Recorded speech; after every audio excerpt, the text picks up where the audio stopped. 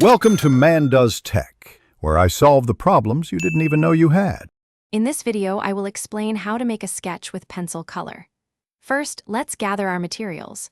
You'll need a good set of color pencils, ideally with at least 12 to 24 different shades, to give you plenty of options. Also, select paper that has a bit of texture, often called tooth, as this helps the color pigment stick nicely. A smooth paper won't hold the color as well, making blending more challenging. Having the right tools is the first step to creating beautiful art. Now, let's dive into some fundamental techniques, layering and blending. Begin by applying your colors with very light pressure. This allows you to build up the intensity slowly, adding depth without oversaturating the paper too quickly. For smooth coverage, try using small, consistent circular motions or short, even strokes.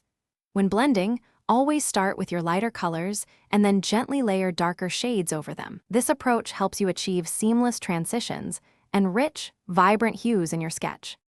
To bring your sketch to life, focus on adding depth and intricate details.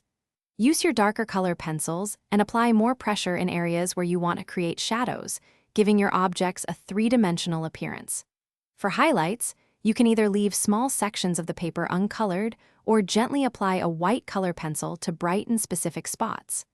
When it comes to fine details, ensure your pencil is sharply pointed. This precision allows you to add delicate lines and textures, making your artwork truly stand out. Finally, let's talk about the finishing touches and the importance of practice.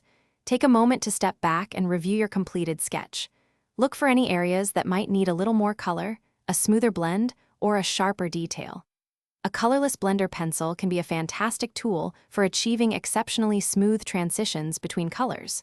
Remember, consistent practice is key to mastering any art form. The more you sketch, the more confident you'll become, and you'll soon develop your own distinctive artistic style. Thanks for watching. If you found this helpful, don't forget to like and subscribe.